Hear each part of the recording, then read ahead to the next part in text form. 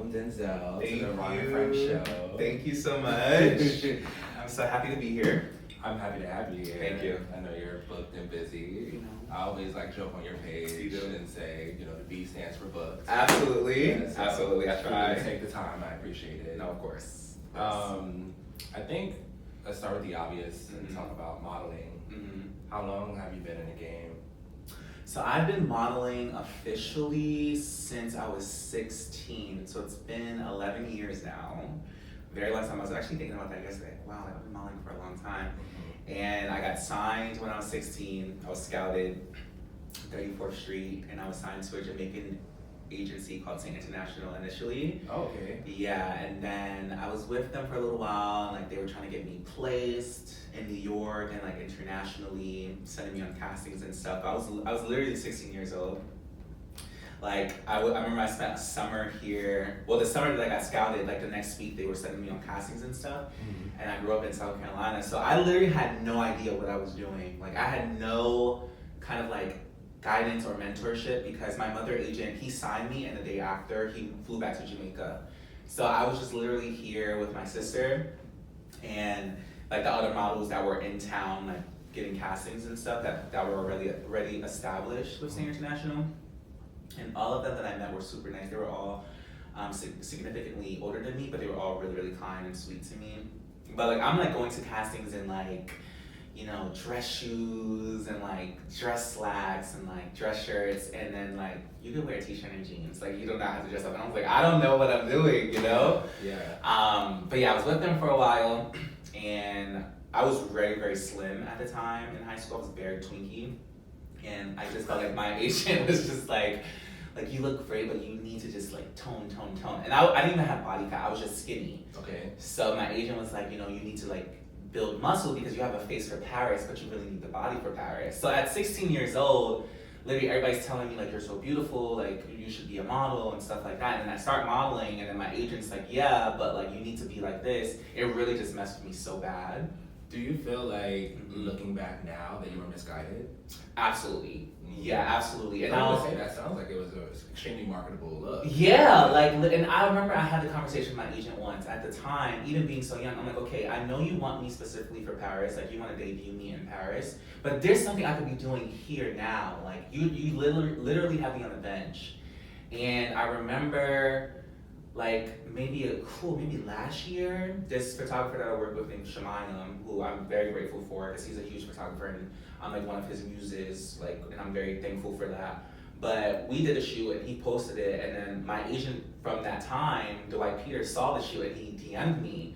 And he was like, hey Denzel, like it's good to see that you're doing well and like, you're blessed and stuff. And he's like, I just want to let you know that like I really could have made you into a star.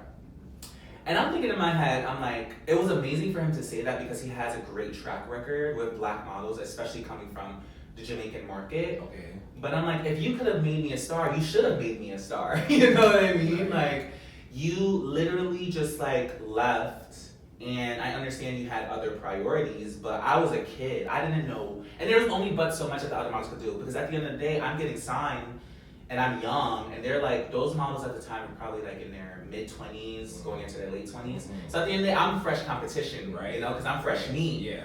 So it's like, yeah, they can guide me, but so much, but they still have to make money on themselves. So I don't hold nothing against them. Yeah. So I was like, I definitely, just going back to your point, I definitely feel like I was misguided for sure. When you said that, like you were going like all dressed up and you didn't know what to do, I feel like we're not the same age, or we're close in age. Did you grow up watching American Next Top Model? Absolutely. Okay. Yeah. Okay. Absolutely. So that's something that I wanted to touch on, was like the major difference in the modeling game when you got into it versus how it is now. Yeah. Talk a little bit about that, like That's about the such a good traditional, like with the portfolios and going on go season. Absolutely. That's such a great question. It's so interesting for me to think about and even speak on, because I'm still young, and I still have much more that I can achieve and will achieve. But when I first got into the game, you had to be a specific look. If you were going, and male models at the time, especially if you were a black male model, it was either you were super sexy and you were doing Calvin Klein and you're underwear modeling and you're in videos, or you're like strong face, slim body, and you're going to Europe. That's what it was, you know? So at the time, it was like, no matter what, like you could not have any flab on your body. Like you had to be in shape. Like there was no ifs, ands, buts about it. Like you had to be in shape, no tattoos, like there wasn't much of that, especially being a Black person. And all of that. Yeah, like there was none of that. So when I first got in, it was made very clear to me that like, hey, you have such a beautiful face, but if your body is not this certain way, you're not gonna book anything in Paris. Like you have to be this type to be in Paris. And you were like, there were times, I speak about it all the time, I would go 10, 15 castings in a day, and I was in college at the time too, so I'm like skipping classes, I'm like going between grades, like, you know, doing your shit. Literally, like before class, right after class, standing in line, and it's like literally like that cliche thing that you would see, going to a casting, and there's 50 models in a hallway, you get called in, they look at your book, they see you for 2 seconds, and then you leave. And they could give you poker face, you book the job, you don't. But it's like, I would have so many situations where I would go to like 20, 25 castings in a day, be lucky if I booked one, and then book that one casting, and then I get dropped when I get to the job. Or like, I remember going to one e-com job I booked, and I'm like, you know, shooting for the e-com and stuff, and the client was like, oh, you're not a 32 waist. And I was like, I am a 32 waist, I just have very like athletic thighs. He's like, no, if you were 32 waist, like you would be able to fit, you're not a 32 waist. And I was crushed. At this point, I was like maybe 18 or 19. Yeah, so like going all of those things, like getting an emotion and going through all of those things collectively as a child, or just like being very undeveloped, it really affects you, you know? Like it really does affect your mental, your emotional, and more so affects socially how you interact with people, you know? Because when you're in such a on the surface and fickle industry at such a young age, it can really take a toll on how you feel like you can connect with people and what that looks like for you organically. Because sometimes you don't even know what organic connection is until you know. You know what I mean? So, wow. It's a lot. The gems are being Yeah. Okay. It's a lot. Yeah, I wanted to touch on that. One of the main takeaways of my show is for the people that look up to us and follow us, and I feel like we do a great job of making things look seamless. And I think that the pioneers and the trendsetters on social media kind of did a disservice to the younger generation by making it seem so seamless. Yeah. Because now everyone's throwing their hat in the ring. Yeah. And now with the new age of, I guess, you know, I feel like the lines between modeling and influencing are blurred. Yes. Absolutely. What are your thoughts on that? Oh my gosh, I love this. This is such a good point to bring up too, because in my modeling journey and like the trajectory of my career, I feel like at a point I kind of transitioned from being known as, like I built a little bit of a following being a model when I was younger, and then Instagram blew up, and then I met my best friend Shaquille, shout out Shaquille. Yeah. And Shaquille and I, like we just decided to do a menswear blog. Yeah. And then that was really in the like the birthing age and like the commencement of influencer and what that looked like and what that meant. And at the time, it was such a new concept that the people that were doing it at the time, like we were the only ones that were doing it as a couple, as a group. Right. You know, as a duo. Yeah. And we really built, I feel like the majority of my following and like the core of my following comes from that time period. Like it's so many times nowadays where, you know, people come and like, you know, I remember before I moved to New York and I used to see you and your best friend and like when you guys would do fashion week and being on Vogue and like how inspirational that was. And it's like, that means so much to me because at the time we were kids, we were just like, we're just going with the flow. Winging it. Yeah, literally and winging it. Like there were so many times a season will come up and we didn't know what the fuck we were gonna wear. And we were just like, you know, we just gonna figure it out. And that's exactly what we did. Yeah. And like, I think it was the confidence. Yeah, it really was. Yeah. And I feel like Shaquille and I talk about this all the time. Shaquille he's a Virgo as well. So he's very much like detailed and just like, it has to go well. Like, not as optimistic as I am. And I was always like, Shaquille, we're gonna be fine. Yeah. Like, we're just gonna figure it out. The day before the show, we don't know how we're gonna do it. I'm like, we'll figure it out. It'll be fine. And she goes like, yes, Denzel, but like, no, we have to figure it out. Yeah, so I love having that balance because I was kind of like the delusional optimist, and he was more so like the doer, you know? Yeah. And we just achieved together. But back to your point, I feel as though I got stuck in that influencer space, and people still saw me as a model, but like I was really making money from being an influencer. And even in the beginning, when influencing was like first popping off, you really didn't have to do much. Like before there was like a TikTok, before there was a what was the 6-second one? Vine. Yeah. Like literally, like I would get deals just posting a picture, and I'm so like in cringe at my previous like influencer content because it was so over edited and just warm and contrast. I look crazy and blurred out. But it's like you just get money over just doing the bare minimum. And it's not saying that I didn't care about it, but I was like, you know, it's just passive income. Yeah. I'm building a name for myself. Right. And I got to a point in my career where it's like, okay, like certain people I would hear from the blogs. Shout out to the blogs. Shout out to the blogs. We'll get to them later. We're gonna get to the blogs, but the blogs been blogging for years. We all know this. But I would hear from the blogs that, you know, there would be certain people in certain positions at certain agencies, and my name would come up, and they would be like, oh, well, you know, he's more like an influencer now.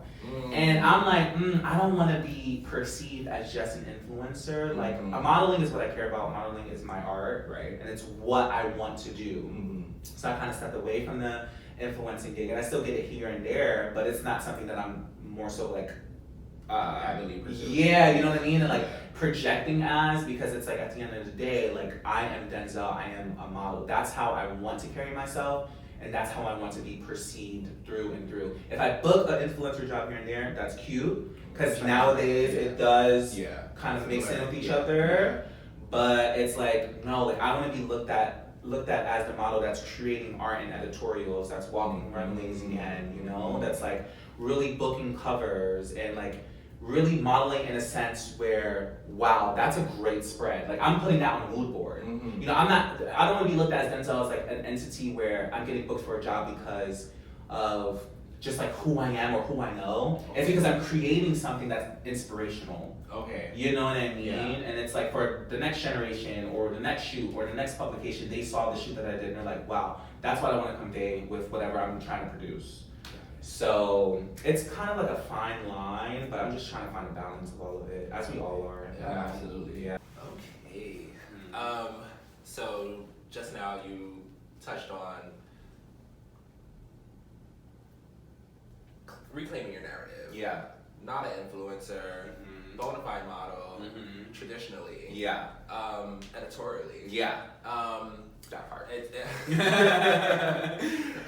Just to touch on things that I've learned from watching Top Model, because I grew up watching that shit. I knew that I was not going to be a model, but you know, I feel like we all were just watching that shit like, oh yeah, like I learned how to smile, like, you know what I'm saying? So like different things. Yeah. But like I definitely learned the difference between commercial modeling and editorial modeling. I feel like commercial modeling is influencing. Yeah. That's what it is now. Yeah. Recently, you dropped the shoot with your best friend Sean. Yeah, shout out to Sean. Was that in a way of like? Yeah, I wish we could show Sean. Yeah. I don't feel like sucking another consent. Right.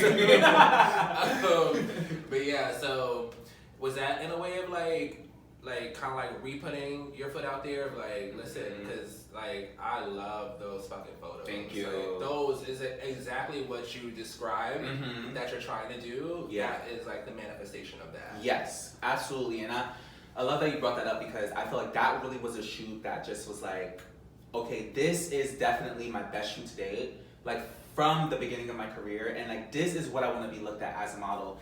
And Sean, shout out to Sean, my best friend Sean, and the stylist of the job, Jacob, shout out Jacob.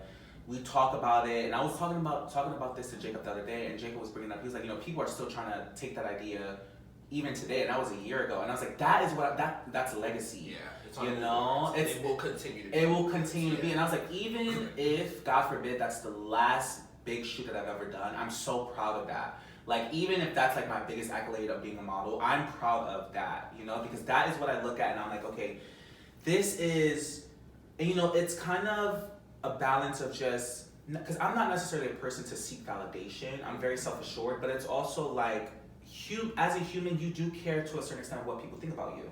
It's a human trait, and I feel like we need to destigmatize that feeling, because that doesn't mean that you're not confident. That doesn't mean that you don't know who you are. It's like when you are creative and you are a professional and you are someone who is in an industry where you show yourself to the world, the opinion of what they feel of the art that you create matters to a certain extent.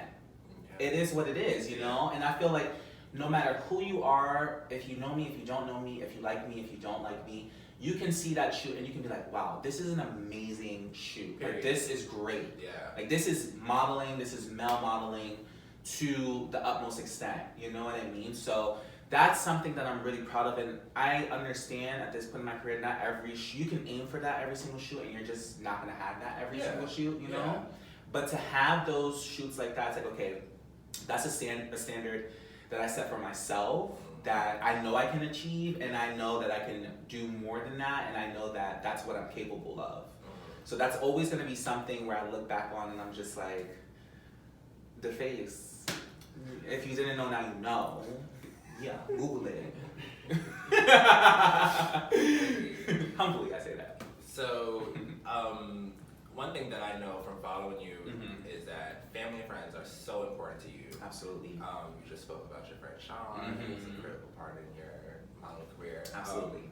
And you spoke about Prince Lifted, yes. aka Shaquille. Yes. So for your supporters, I hate the word fan. I always say supporters. Yeah. So for your supporters that, like you said, that was like kind of, he was a critical part of your brand in the beginning, and then he moved. So my thoughts on that, or rather my question is like, talk about like long distance friendships. Oh yes. Oh my gosh. Sean, we were just talking about this. But there's so much to unpack with that. Okay, so I feel like with long distance friendships, it's so many variables that goes into it, especially as you get older and you adult. And one thing I'm very proud of about just my journey of growing as a person in general is how much more mature I can be with my relationships with people, because I take my friendships so seriously. Yes. My family, I don't play about it, and I can get sensitive with my friends. In the past, I've had, very like infamously had situations with my friends where, I can blow up and I can be a little bit self-centered, one-sided, misunderstanding. And I was a person in the past where I'm like, I'm Denzel, this is how I am, this is how I am, so why is this a problem? And I had to grow out of that and understand that, like, the friends that I have and what they've seen me through, the Shawns, the Shaquilles, the Asias, the, Sims, all of my beautiful friends, the Sherilyn's, like, they've seen me and because I'm so unapologetically me, especially with my friends. Yeah. Like you're gonna see all of me. You're gonna see the sassy, the fun, the sad, the happy, the kind, the mean. Like in public, you're gonna see me. And I came to a place, I believe during the pandemic, where I was just like, the friends that I have, like, I cannot take that for granted. Yeah. Because they don't have to put up with my BS. They don't have to deal with my episodes. They don't have to deal with my bitchiness and my moodiness, They're choosing to be here. Yeah. And that's because they see the positive within me. So I had to get to a point where I had to understand that and also give more grace to my friends that has moved away and just be like, you know what? I remember when Shaquille moved away, and I'll never forget when he told me he moved away. I was in such disbelief. I didn't even cry. I think he cried. But I was like, this is the end of it. Like, I was like, this is going to be the end of my career. Like, because I just went so long being by his side. When I'm like, I don't even see Denzel without him. And just to clear it up for everyone, Shaquille and I are completely best friends, platonic best friends. It's never been anything more than that. But he's literally like my brother. Talking about that? The blogs always ask. The vlogs. So in this exclusive interview on Ron and Friends with Ann, I just want to clear it up for the blogs that Sean and I are just platonic best friends. Sean and I as well, because I know the blogs always inquire about Sean and I as well. Okay. And it's like, you can't see two cute men just be friends. I'm so sorry, I don't know what you do, but we don't do that. So back to the conversation, I just had a breakdown because I was like, what am I gonna do? Like, I'm like, literally, the commendable was on fire. Right. I'm like, what is gonna be I had to find myself again. And then he's just such an easy friend. Like that's what I love about my friends too. My friends are just such easy friends. Like I'm like the kind of like the not even the high maintenance, but I am the high maintenance friend. And my friends are so like, okay. And Shaquille just made it easy for me to not only keep up with the friendship that we have, we talk every single day, but also like help me find me again. And he's so supportive of that. And it's just vice versa. Okay. So back to the point, I just feel like with long distance friendships, you really have to have understanding, patience, communication, and just like love for each other, like organic love, and understand that like we're getting older, you might get into a relationship, I might get into a relationship, then we're getting to the point where kids are gonna be involved, proposals, and like you have to understand like they're not gonna make it to every birthday. They'll probably forget a birthday sometime. They'll probably be too busy for whatever, but you know who they are, and like you cannot be a brat in a friendship as an adult. Yeah. You just can't. Like the spoiledness has to go out the window, because that's not optimal to upkeep a real friendship. So that's something that I've learned, and that's something that I find easy to do with my friends.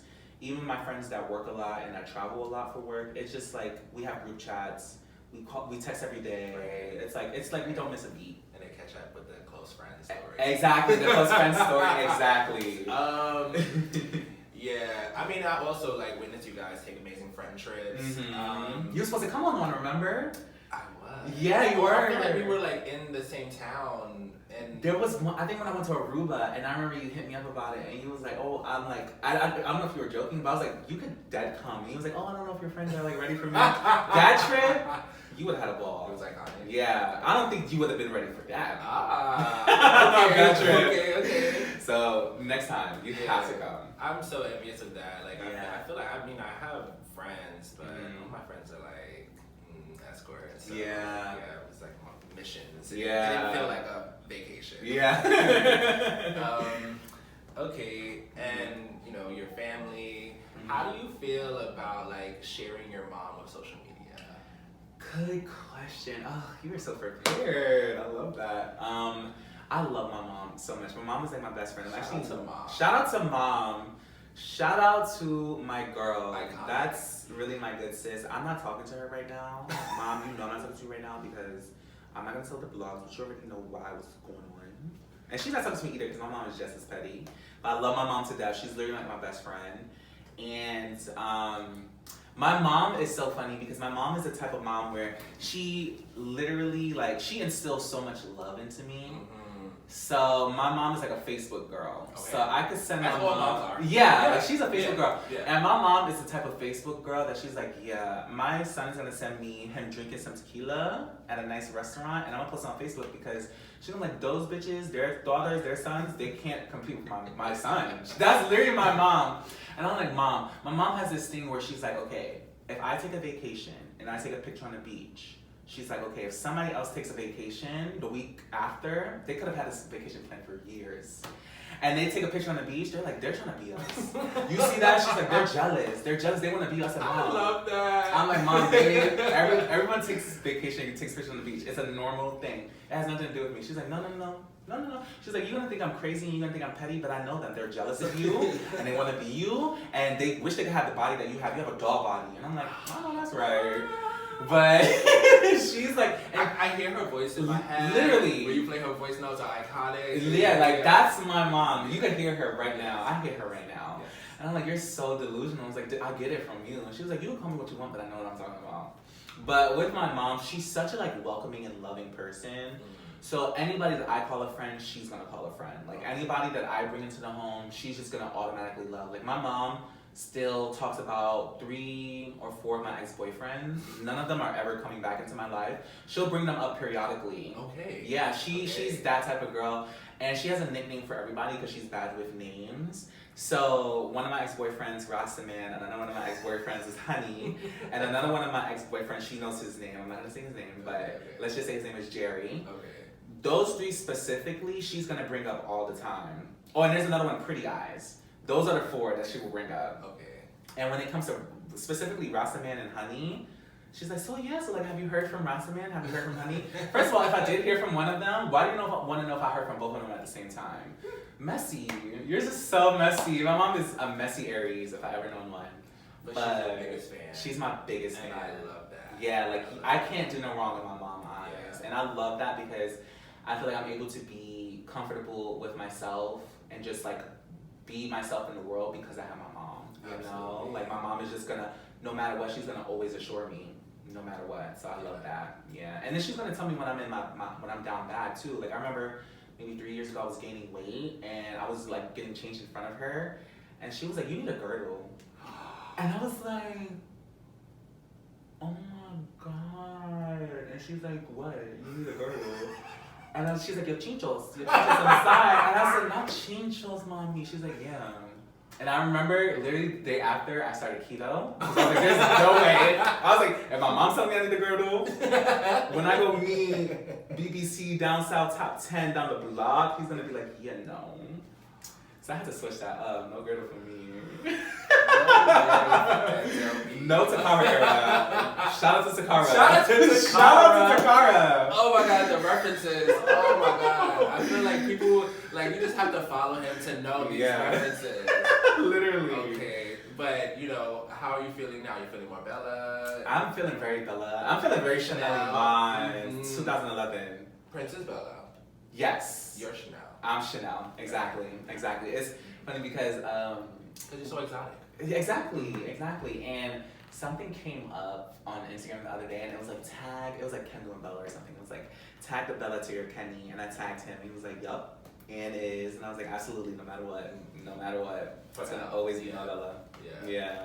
Okay, cool. No Takara. No Takara. TT don't live here. That was a good warm up. Yeah. People like, alright. I mean, this is the Ron and Friends show. Right. So exactly. It has to be like a little bit. Exactly. I'm ready for it.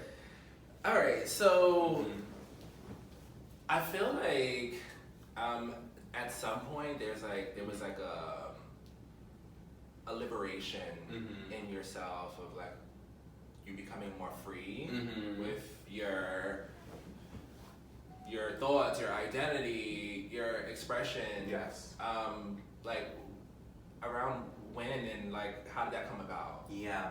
I feel like I've always kind of been that person, but I've always had a little bit of kind of a sense of just like reeling it back for how I present myself on social media.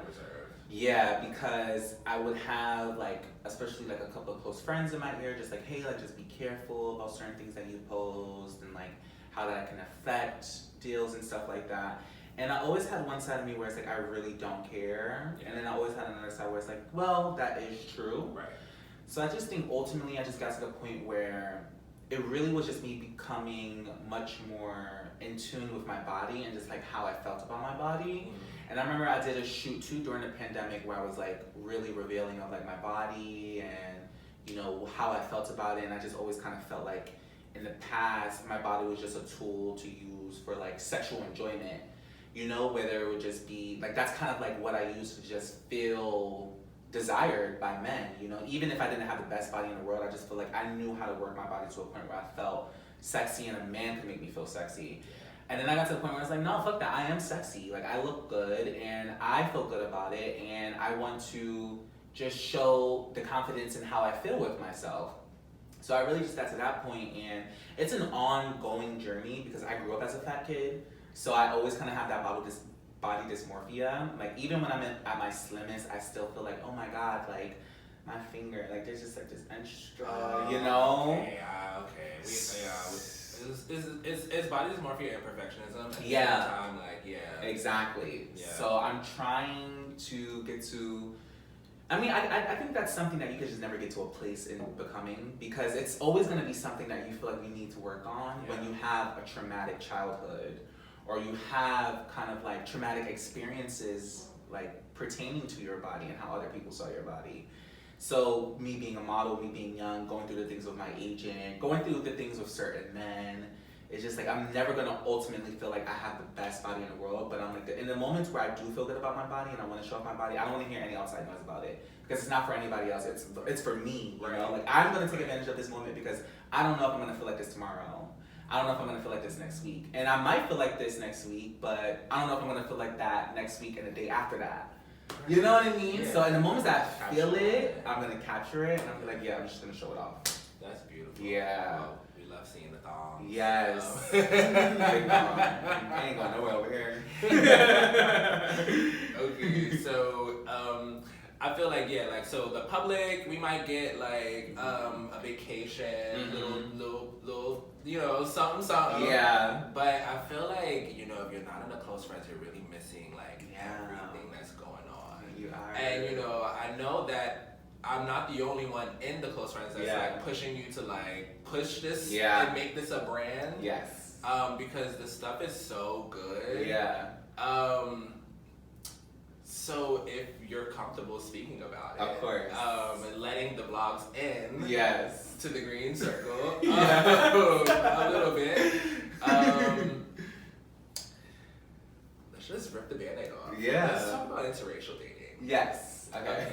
I was waiting for this. Because you affectionately, refer to yourself as a white man's whore. I do. I do. I get called white man's whore. Okay.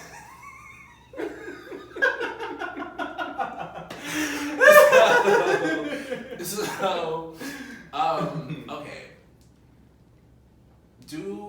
Would you say that white guys are your preference, or you're just open to dating white guys? I would say that I'm open to dating white men. Okay. So, like you mentioned, if you're not my close friends, you're really missing out. But my close friends is really my sanctum. Yeah. So everybody of my close friends, they know about the blogs, they know about a lot of things, and they know about white man's whore.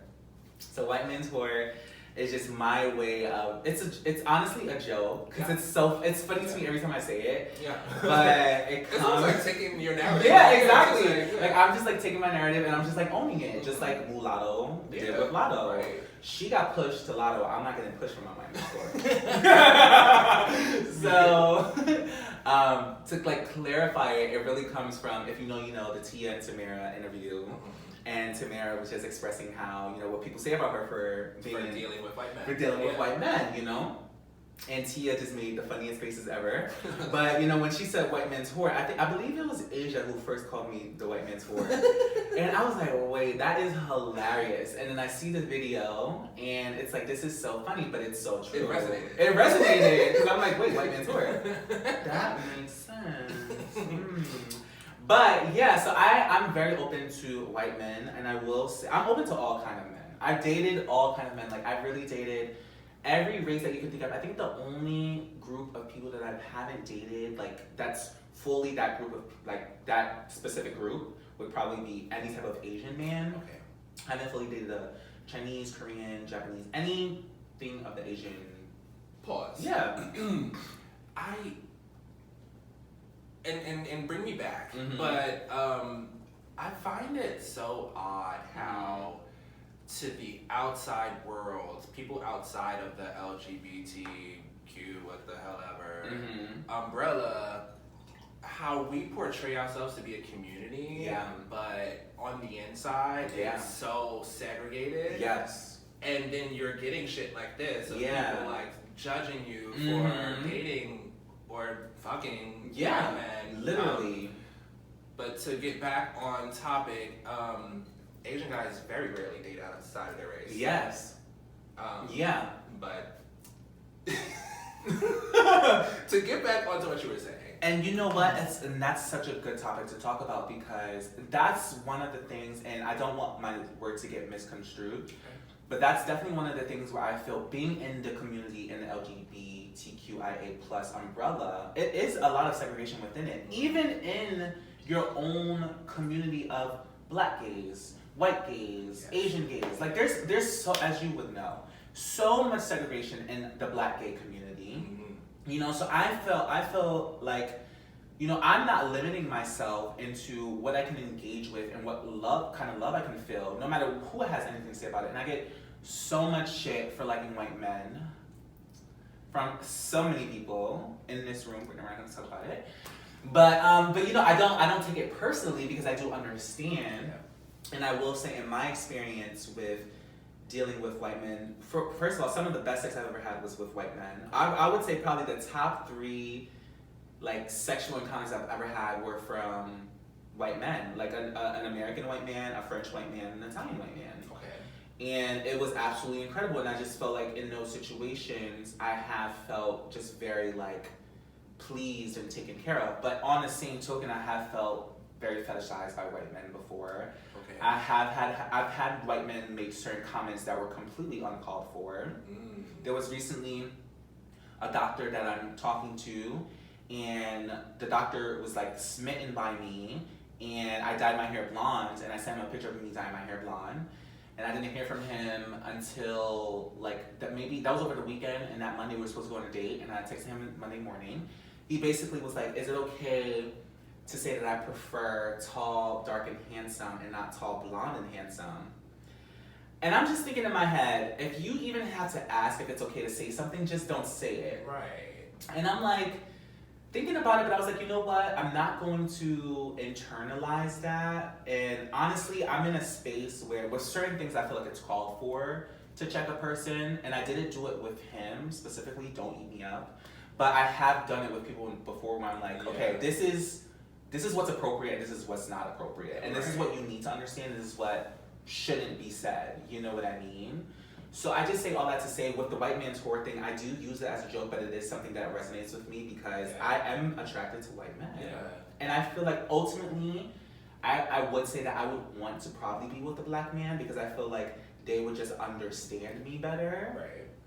But I do find in my history of dating black men, and I'm not singling out black men for this specifically. We're talking about your experience. Yeah, my experience. I just feel like in my experience and what I've dealt with a lot of black men that's had trauma, which is completely, warranted in our lifestyle, whether it comes from family or outside world or previous partners that they just haven't, sufficiently dealt with, and it projects into the relationship. And I feel like that's just something that I don't find in other areas. I'm not saying that they don't have it from the people that I've dealt with. I just don't experience it. So I feel like ultimately I just want to be with no matter who it is, I just want to be in a place where I can be with the person and we're just aligned with each other and we're just looking for the same thing and we ultimately want the same thing. And we both understand that we have issues and we're not afraid to get the help with ourselves to deal with those issues before we could connect with the person. Because I just think ultimately when it comes down to it, you can't really connect with someone in a healthy way if you don't do the shadow work and do the work for yourself to deal with whatever issues you may have. Because when it comes down to it, we all have some type of trauma, whether it's small or big. Trauma is trauma. So it's like, I had this conversation the other day with a friend. I'm like, having a hamster and seeing your hamster like fall down the drain could be traumatic. Absolutely. And like getting raped by your cousin is traumatic, largely traumatic. And it's like, we have to stop kind of defining what's more traumatic than others. Absolutely. Yeah. Because it's like, if you don't know what you could have dealt with or felt like as a kid, or being so attached to that hamster and seeing your hamster fall down the drain, how that could have really took a hold on you. And you probably felt ashamed to feel like, I don't need to go to therapy, it was just a hamster. But then look how you're interacting in relationships with people, with men, with women, whatever it may be.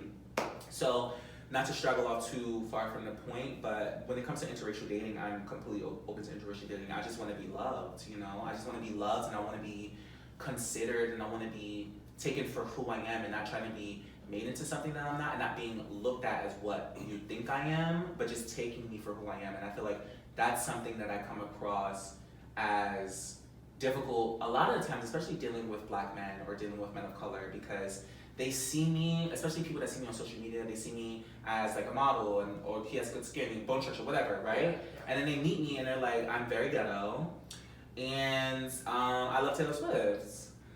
And it's like, oh, they get the ghetto and they get the Taylor Swift, and they're like, you don't make sense. And I was like, no. Don't project what you thought I was gonna be onto me, and then you really getting to know me, you just thought I was gonna be Miss Pristine and perfect. No, I'm a real person. And it's like, I can fucking like Taylor Swift and I can like city girls at the same time. Like, so, do you find that, well, it kind of, what I just got from that, maybe I'm just reading, but like, do sometimes people like want to date you based on who you are? Yeah, or who they think I am, or based on what they see on social media. I've gotten that so many times. And I've gotten people that are just like, when they would really start to get to know me, and that would be the telltale sign of like when they start to like, the music taste I like, or like the weird kinks I have or quirks I have with like what I eat, stuff like that. And they're like, oh, you're so weird, like you're so different from what I thought you were gonna be. And I'm like, what did you think I was gonna be? Like what does that mean? You didn't even know me on social media. So what did you think that I was gonna be? Like, you know what I mean? Like, that's so crazy. Yeah, and it's like I've had guys also tell me like they'll go on dates with me and it'll be like the adverse effect where it's like, wow, Denzel, like you're really cool, or like you're really chill. Like I didn't think you were gonna be this cool. Okay. I didn't think you were gonna be that. I'm sure you get that a lot too. All the time. Yeah. And it's like I remember I had this one guy, and we were on a date, and he was like, you're really intimidating. I just don't think that I can, date you. And I'm like, what are you talking about? Like, what are you like? We haven't even gotten the entree. We're still on the appetizer. I didn't even say nothing. Wow. So it's like, I'm tired of being in this state where people see you for what they think you're going to be, and they just put that on you, and then they get to know you, and it's like, of course I am who I am on social media, but I have layers. Like, we all have layers. You know what I mean?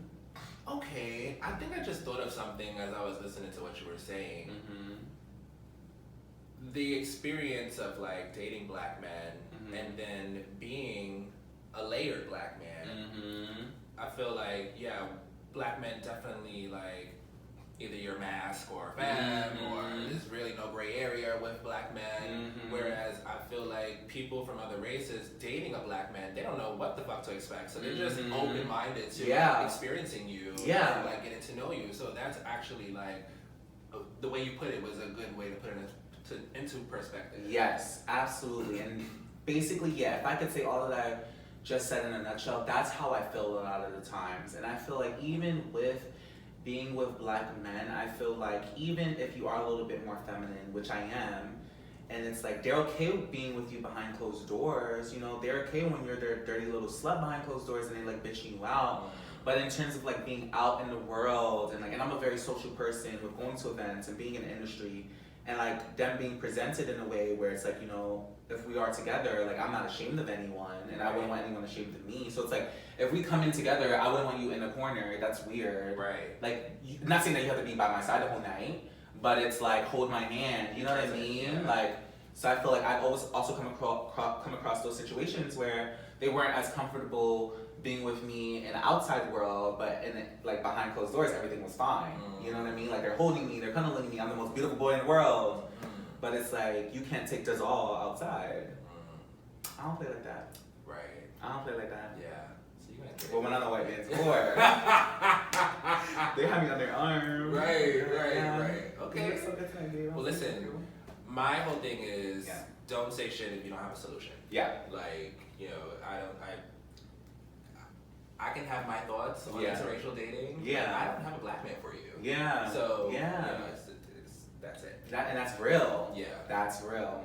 I want to talk about the future of DenzelB. Yes. Like I said, I know I'm not the only one that's pushing you to move forward with your intellectual property. The face is already stamped, but there's something here, and like I'm pretty sure everyone who's watching this can tell like you just are so fluent. Thank you. And the thoughts are great. It's not just like you're running your mouth, but it's good stuff too. Yeah. So, one of your catchphrases is the blogs. The blogs. And I know you're in the process of coming up with the merch. Yes. So explain the blogs. Yes. Okay. So the blogs are just basically everyone who's watching you, everyone who's following you, and I'm the type of person where I just have like main character energy. I feel like it's really a New York thing, to be honest. Yeah. And I just feel like every little thing I do is just, kind of magnified by the blogs. And the blogs could be anyone. The blogs could be your best friend. The blogs could be your mom. The blogs could be your sister. The blogs could be, people that follow you, whatever. But the blogs are there. So I kind of took that term and just like made it my own. Yeah. And like, if you're in my close friends again, like you definitely hear it all the time. You hear it on my regular friends too. Yeah. But it's like, the blogs follow me everywhere I go. It's like every little move that I make, it's always being watched by the blogs. The blogs always have something to say. I could be completely out of the picture and the blogs are gonna bring up my name. You know? So it's like it's so bad when I I know I'm not the only one who's in the close friends, but like I really like am invested in it. Like it's just like I really be like, no, they're really talking about Denzel. Like it's like it's like almost like Gossip Girl. Like it's just exactly. And it's like I love the fact that I have that with my friends, and it's just like such an understood thing. Yeah. And it's just so, I'm a very funny person. Like I love to joke, I love to laugh. And when I take terms like that, like if you didn't know me, you would probably like have like a perceived notion of like who I am or who I think I am. But it's not even that. It's just like, I just feel like when you are just such a like charismatic person, and you have a following, or you have like whatever, like the blogs are watching you consistently. The blogs are tweeting as we speak. We're filming and the blogs are tweeting. Because episodes are released, the blogs have seen who's coming up. The blogs are in on it. The blogs are chatting about the blogs are oh my god. The blogs are How do you feel about the blogs wondering why the fuck are you on that? Oh my god, you know what's so funny? I know the blogs are questioning it. I know when the blogs are gonna see this thing, the blogs are gonna be like, wait, what's really happening? And when we post a teaser, the blogs are gonna be like, oh my god, what's really gonna happen? So I'm so excited.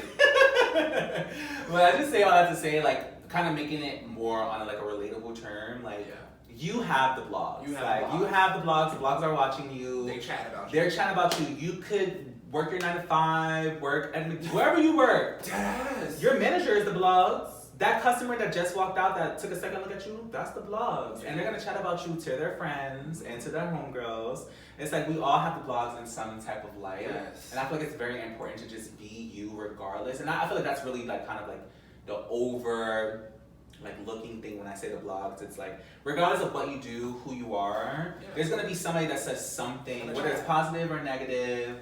The blogs are always gonna have something to say. So it's just so important to just be you and not live uncomfortable and not hold yourself back from doing certain things because of what people are going to say. And I mentioned earlier that it is a human trait to care to a certain extent about what people think and what people say, but you can't care too much to the point where it's like you're literally holding yourself back.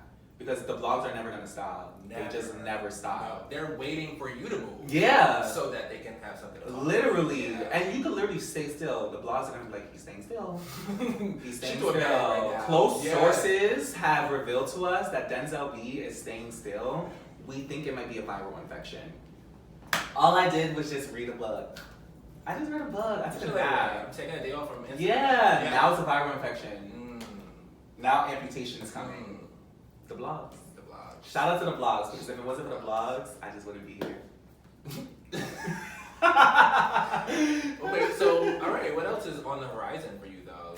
Good question. I would say I'm really in a place where I dyed my hair blonde specifically because I wanted to capture attention from photographers again, because I feel like it's been a little while since I professionally shot. So again, shout out to my best friend Sean, shout out to Jacob. They are creatives in my life where I know I can count on them if I really want to get something together and shoot something. So we are, I won't say we because they're individualized, but I am in talks with another one of my good friends who has a publication and kind of doing a shoot to get that published. And I'm thinking hopefully by Black History Month, I want it to be like a Tom Ford GQ inspired shoot, but I don't want it to be so cliche of just me in a suit again, because I can do that. So I want something a little bit more kind of editorial when it comes to that. I am actively working on my merch for the blogs situation, so look out for that. I was hoping that I could get it out by the end of the year, but I don't want to rush it, and I don't want to put it out right now because it's getting cold. So I'm hoping for a September, spring, summer. Shout out to Sheree. Okay. Joggers, and just really focus, continuously being in my modeling bag. And just continuously just trying to elevate from what I've done before. I do still want to get signed, but I feel like it's not as pressing for me as it used to be. Because I'm just honestly, I saw a YouTube documentary about modeling and iconic Black models in the past. And how saying for Black models, it was really tough, of course, as we all know. But if it really takes beyond having a agent and a casting director, it really takes a stylist or a photographer or an editor, someone that really believes in you, that can put you in certain places, and boom, your career can like blast off from there. Yeah. So I'm like, okay, I have people in the industry that do believe in me, and of course I'm not banking on everything to come from them, because they can only but do so much. Absolutely. Like I have to put in the work as well, but I'm just gonna continue to just try to put in the work and just be on my own journey, and just like be on my own like pace, and not feel like I have to be pressured to do anything else, and like continuously put out work out there. Like I should, of course, but it has to feel right for me. And I know that time is gonna come, and I know when it does come, I'm prepared for it, I'm ready for it, and it's gonna be everything that I believe it to be. But I never ever wanna do something just because everybody else expects for me to do it, or because everyone else is comparing me to other people. Because I don't compare myself to other people. So I'm like, when Denzel B is out, everyone sees it, everyone knows it, everyone loves it. And when Denzel B is not out, everyone still sees it, everybody loves it, everybody knows it. So, yeah, that's all I can say about that. Okay, well, my final question would be, it's a double question. Mm-hmm. So, for the kids, Mm-hmm. and the people looking at us, Mm-hmm. what advice would you give to someone who is trying to break into modeling? Honestly, I get this all the time. I'm sure. And I would always tell people, step one is to find a credible photographer and just test shoot. Like if you can send emails, send digitals, just like DM photographers and just try to shoot. Just try to test shoot, get comfortable in front of the camera, like really understand the placement of like how a shoot takes place, what that looks like, understanding your body, understanding your expressions, and not relying on pretty. I feel like that is something, I haven't said this yet, and I'm glad I can say this now. That is something I wish I learned when I first started, to not rely on pretty. Okay. I feel like that was set in my head when I first started, and no one told me that per se, but I knew I was attractive and I had like a very unique face. So I would literally stand in front of the camera and like clench down on my jawbones to make sure that my cheekbones were even more pronounced. Yeah, and like just stand there and just look so clenched. Had the face. Yeah, and like exactly. And photographers would tell me that all the time in the past too, like, oh, like you don't have to bite down so hard. Like we already see like your structure like move around, but I didn't fully grasp what that meant. So as I've gotten older and more comfortable and just like understood the industry more, it's so important to be able to move and project emotion and like really understand the art behind being photographed.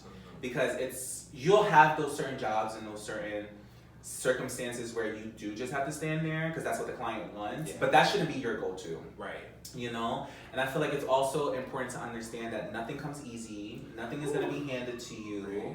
Like you have to work for it, and it's a very like cutthroat industry. Like you can think you made a friend and you can think that like you've connected with people, but those will be the same people that try to blackball you. Those will be the same people that will put bugs in other models' ears, and I'm saying all these things because I've been through them.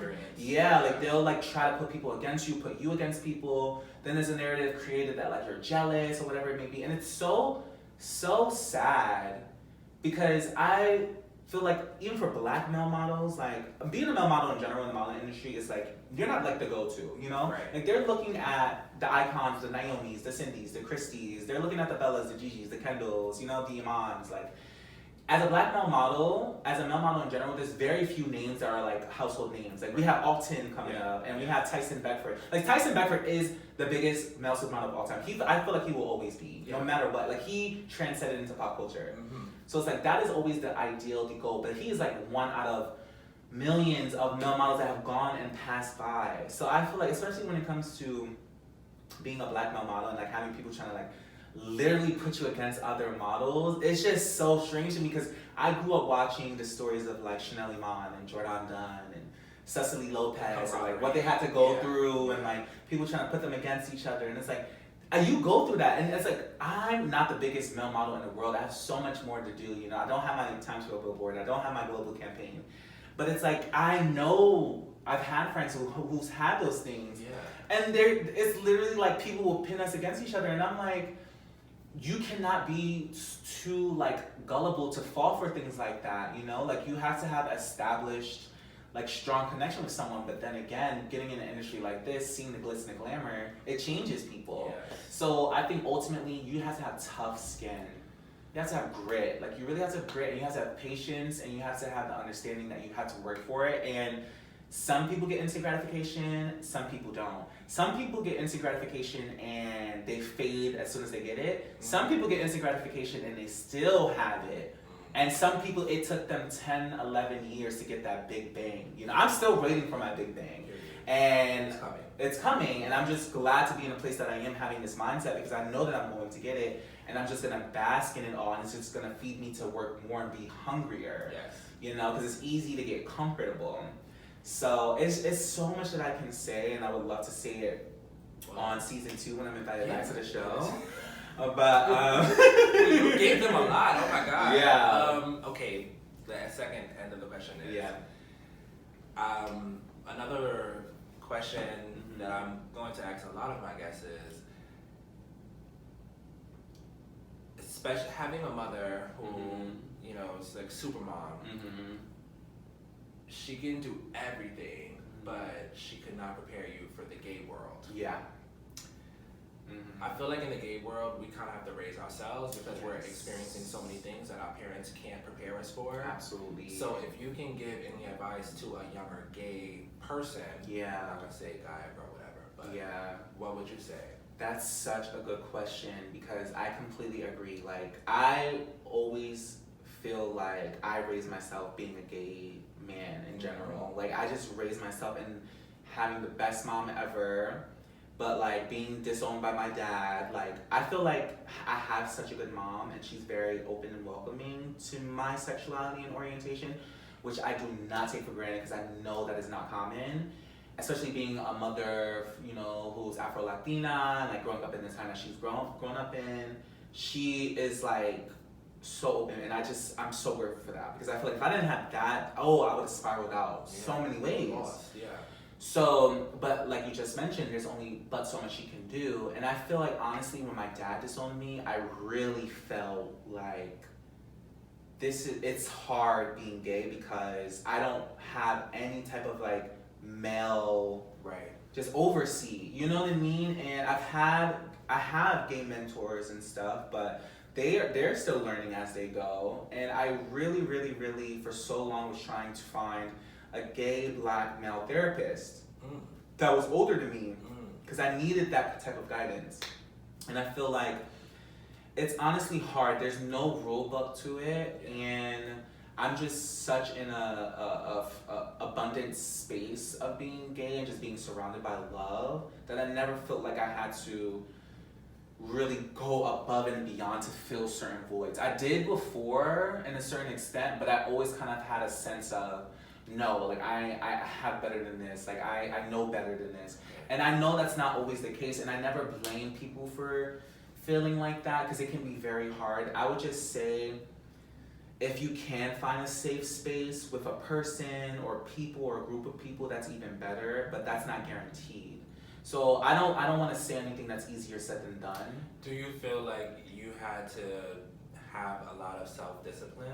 Yes, absolutely, and that's been hard. Like that gets hard. Like, there's so much of the lifestyle that's very tempting. Very. And especially when you're younger and, you know, you're pretty, you know, you can fall for a lot of things. And I've fallen for a lot of things. And I'm glad that I'm healthy and I'm in a space where, you know, I'm thriving with my health and everything of that nature. But that's not always the case.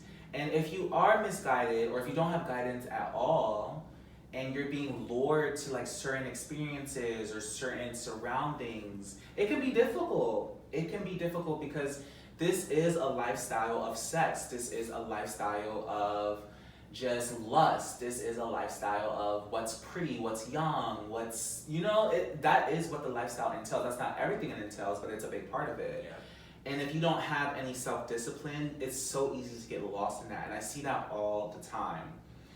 But for me personally, I'm just like really glad that I have a strong group of individuals around me, that I am the fun one, I'm the lustful one, I'm the sexual one, but I know that I'm gonna be safe with the people around me, you know? And I'm never putting myself in a position where I feel like it has the potential to be unsafe. Because you can be Billy Badass all you want, but it takes that one drink, Yep. Or that one pull of a blunt. Yep. Or that one wrong scenario where boom, you just off of it. Yep. You know, and it's like you can only be on your P's and Q's but so much in certain situations. So the biggest advice I think I can give as someone that's growing in this world is just try to be safe and just try to really practice like discernment of disposition with people and what healthy disposition looks like and like what organic disposition looks like and what that feels like when you're around people. I'm a big reader of people and observer of people, but when you're young, it's hard. Yeah. It's hard. You haven't fully learned about it. You haven't fully learned, yeah. Yeah. And there's sometimes you unfortunately, a lot of people in our community go through situations where they've been taken advantage of, you know, and they don't fully understand it, or they don't fully know what's going on, and they're just like, you know what, I'm okay, I'm alive. Yeah. I can go back to that party next weekend, you know, like he didn't mean it that way. I feel like there's something else that the LGBT community kind of shields. Yeah. Is the predatory side of it. Yeah. Like they are always looking for the younger ones and the fresh faces and all these young people who are coming up and this is their first time at the club, first time at the ball, and someone's grabbing them, you know? So I think that's great advice. Yeah, and it's like, even speaking on that, I remember when I was younger and like I was first introduced into the ballroom scene, I was like 17, 18. And I remember I used to go to like the hoods, you know, like East New York, Brownsville, going to the ball parties and like, you know, seeing all the trade. And I'm like, you know, and being in situations where I'm like, thank God, thank goodness, thank universe that I've never been taken advantage of. And I don't want to jinx it because you just never know. But I remember being in situations where I'm just like out of it, and I'm around people I just don't know that well, and I've just had guardian angels in those situations that took care of me. Like people that I just met, and they didn't do anything to me, and they made sure that I was okay, and they made sure like no one else did anything to me. But that is not a common thing. You know, it's not a common thing. And me being just like fresh faced and like wide eyed and like, oh my God, like, you know, they're older and they want to give me dreams and they think I'm pretty and they think I'm cute, you know, like, of course I'm gonna be okay. Of course I'm gonna be safe. And that's not always the case, you know? So just being careful. It's easier said than done, but really just being careful. And just if you can, finding a solid group of people that doesn't want anything from you, that just kind of just want to just be with you for you, you know? That's so important. Because I would say with my friends, we're all pretty good looking and we have a great time, but we're never taking advantage of each other, which is important. That's important too. Yeah, for sure. Now sometimes, you know, we get a little drunk and it's like, kiss me. Okay. So, oh wow, the vlogs are gonna run with that one. So let's sign off. I'll let you sign off with a message to the vlogs. I'll just say to the vlogs that's your camera, by the way. The one in the middle, that's fine. That one. I want to say to the blogs that I'm trying to think of what Jocelyn said that one time, but I can't think of it. And the reunion, but it's okay. I want to say to the blogs that you know when you can kiss it, right? I want to say to the blogs that for one, I'm so grateful and happy to be invited by Mr. Ron Bellamy, and I want to take this time to really give him his flowers because I feel as though he is just such a beautiful person inside out, and he has such a wise and intellectual way of thinking and how he communicates. And sometimes maybe that's not like, you know, taken for what he presents himself as, but that's just literally like minuscule of everything that he can offer. And I'm so glad to be in a space with him because he is such a wise thinker. And that's one thing I love about Virgos, but when you find a Virgo that can actually intentionally be so intellectual and intelligent, that's just such an amazing thing. So I want to say thank you to Ron Bellamy, aka for inviting me to the show and just like always supporting me and always believing in me organically and just always taking the time to like talk to me, you know, because I feel like finding an Instagram friend or finding a friend through social media in general, that's not always the case. It's always kind of like, okay, like you're cute, or like maybe we can meet up and be cute together. But like really like interacting with someone and getting to know them on a personal level and being friends, that's platonically, that's such a beautiful thing. And I also want to say that I'm just grateful for anyone who's taken the time to ever support me or believe in me or just think anything of me. I never, ever, ever, ever take that for granted, because there's so many times where I feel so down in the dumps with where my career is going, or like how long I've been in the game and like what I've done and what I haven't done. But centering myself and just knowing that, you know what, there are people in this world, in this lifetime, that haven't met me personally but see so much within me, and I feel as though that I'm not gonna let you down, but I'm not gonna let myself down, which is the most important thing. And the other thing that I want to say to the blogs is that keep blogging. Keep blogging. There's always gonna be an update for you, and even if I don't give you an update, you're gonna create your own narrative anyway. And I don't have to clarify anything, because you're gonna think what you're gonna think, and that's fine. That's fine, because Denzel isn't going anywhere.